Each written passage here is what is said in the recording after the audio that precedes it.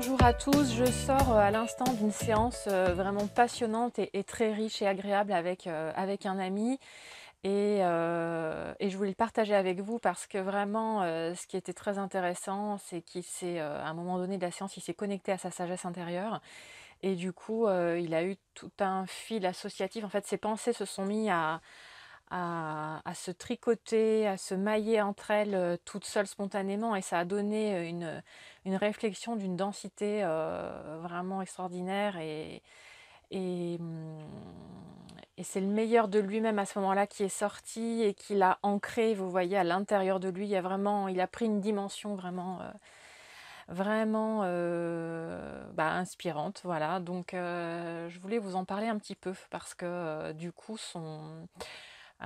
sa demande de coaching au départ, c'était de travailler sur son charisme parce qu'il sent qu'il y a une partie de son charisme qui est bloquée, qui n'arrive pas complètement à s'exprimer. Et du coup, on en discutait et il se rendait compte que quand il ose s'affirmer, être vraiment lui-même, affirmer ses convictions, etc., c'est souvent associé quand même à des frictions dans la relation parce que finalement, il peut dire des choses assez piquantes et qui passent pas toujours très bien. Et du coup, voilà, on travaillait un peu là-dessus, sur les deux versants de lui-même, des moments où les relations sont plutôt apaisées, mais où il a un peu le pied sur la pédale de frein, et les moments où il se lâche complètement et où du coup il est affirmé, il affirme ses convictions, mais du coup ça peut être un peu too much, un peu piquant, etc. Donc il cherchait le juste dosage et puis à s'éclairer un peu sur ce qui se passe et ce qui est bloqué pour lui. Et donc on en venait à parler d'une situation où il peut être dans le jugement, comme par exemple quand quelqu'un fume à côté de lui dans un lieu public et que ça le dérange et du coup il peut exprimer voilà, ce qu'il ressent et ça peut mal passer. Et du coup, à un moment donné de l'échange il y a une réflexion qui lui est venue, qui est que finalement, quand il est avec des gens qu'il connaît bien et qui il filtre un peu certaines choses qu'il va dire, il arrive beaucoup plus facilement à s'adresser à ces personnes, à ses proches, en fait, avec bienveillance, alors que quand ce sont des personnes qu'il ne connaît pas, il peut être beaucoup plus cash et beaucoup plus direct, avec beaucoup moins de filtres. Et en fait, c'est pas du tout la même énergie. Je ne sais pas si vous sentez ça, mais quand on est avec des gens qu'on aime, on accepte beaucoup plus leur travers, on est beaucoup plus bienveillant et beaucoup moins dans le jugement. On peut être plus facilement dans l'amour, même s'ils ont des comportements qu'on n'approuve pas ou qui nous gênent. Alors que quand on est avec des inconnus, on a beaucoup moins de scrupules à être un peu sec, à être un peu jugeant, à rejeter l'autre et à le critiquer. Et du coup, on n'est plus dans la même énergie, on est dans une énergie euh, de rejet, un petit peu, on va dire, ou de critique. Voilà. On n'est pas dans l'énergie de l'amour. Cette personne-là, on ne va pas réussir à l'aimer malgré tout. On est beaucoup plus rejetant ou hautain, ou voilà. Et du coup, à un moment donné, il a eu un déclic et il s'est rendu compte que s'il pouvait réussir à s'adresser à tout le monde, à qui que ce soit autour de lui, comme s'ils étaient des bons amis, même l'inconnu qui croise dans la rue et qui fume et qui le dérange ou qui parle fort ou qui transgresse une de ses valeurs, parce qu'il y a tous des valeurs sur lesquelles on est dérangé. C'est pas, tout le monde n'a pas les mêmes valeurs. Il y en a qui vont être très dérangés par le manque de respect, il y en a qui vont être très dérangés par l'injustice, il y en a qui vont être très dérangés par le sans-gêne. Enfin, on n'est pas tous irrités par la même chose.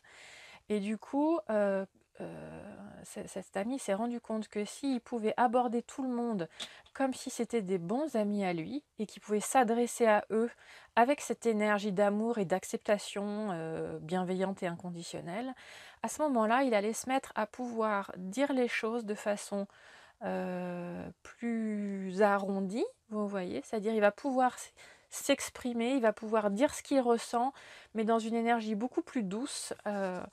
Et donc il va pouvoir faire passer le même message, mais avec une forme complètement différente. Et il va pouvoir se permettre d'être un peu plus ferme dans ce qu'il dit, un peu plus affirmé, parce que en fait il est aimant et bienveillant et que ça va passer différemment. Et donc, ça a été vraiment bon, je vous le fais en raccourci, il y a eu une succession de prises de conscience et de tricotage de la pensée là, qui a suivi un fil associatif vraiment passionnant.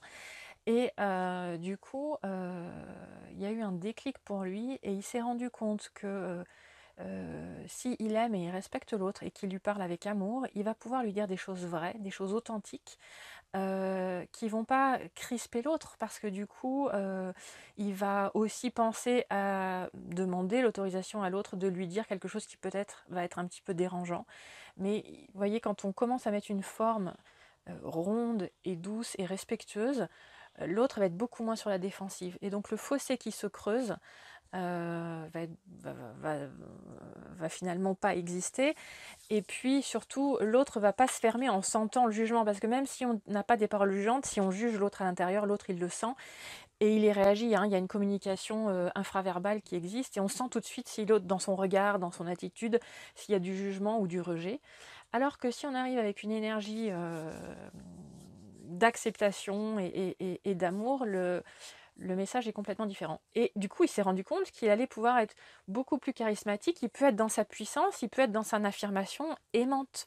Vous voyez, et du coup, c'est ça qui donne les vrais leaders charismatiques qu'on a envie de suivre et qui nous enthousiasment parce qu'on sent qu'ils nous aiment, on sent qu'on est accepté tel qu'on est et on sent qu'ils nous portent vers le haut et qui peuvent aussi nous dire des choses vraies qui sont pas très forcément agréables mais qu'on accepte parce que on sent qu'elles vont nous faire progresser. Et voilà, il y a eu un vrai déclic et c'était extrêmement intéressant cette séance.